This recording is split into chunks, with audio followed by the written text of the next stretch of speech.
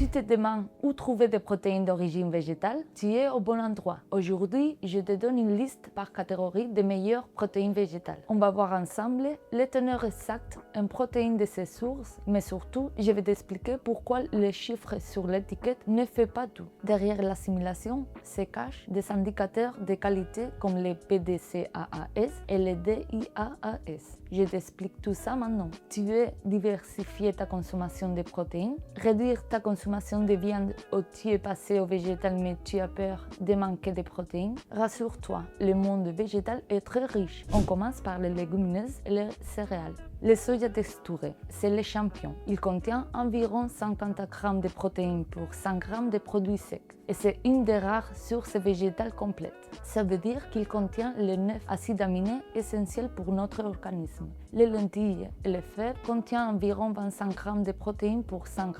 Pour les pois chiches et les haricots rouges, on tourne autour de 22 g pour 100 g. Côté céréales, on retrouve le quinoa et l'avoine, environ 15 g et le riz complet ou l'épeautre, environ 12 g.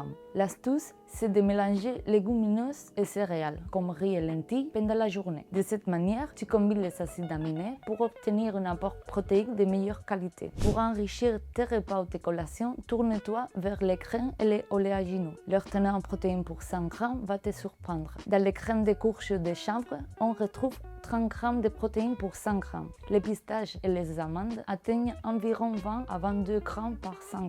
La levure de bière, c'est le cheat code du végétarien. Elle contient près de 50 g de protéines pour 100 g. Tu peux la saupoudrer sur tes salades. Maintenant, passons à la partie un peu plus technique. Manger 20 g de protéines végétales, ce n'est pas forcément en absorber 20 g. C'est là qu'intervient la digestibilité. Les plants contiennent des fibres et des antinutriments qui peuvent freiner l'absorption des protéines. Pour mesurer ça, les scientifiques utilisent deux indices majeurs. Le PDCAAS, c'est le score classique, noté de 0 à 1. Il évalue la qualité des protéines en combinant leur profil en acides aminés essentiels et leur digestibilité. Le soja est proche de 1, tandis que le riz ou les lentilles isolées tombent entre 0,5 et 0,8. Le DIAAS, c'est la méthode la plus récente et la plus précise aujourd'hui. Contrairement au PDCAAS, le DIAAS n'est pas plafonné à 1.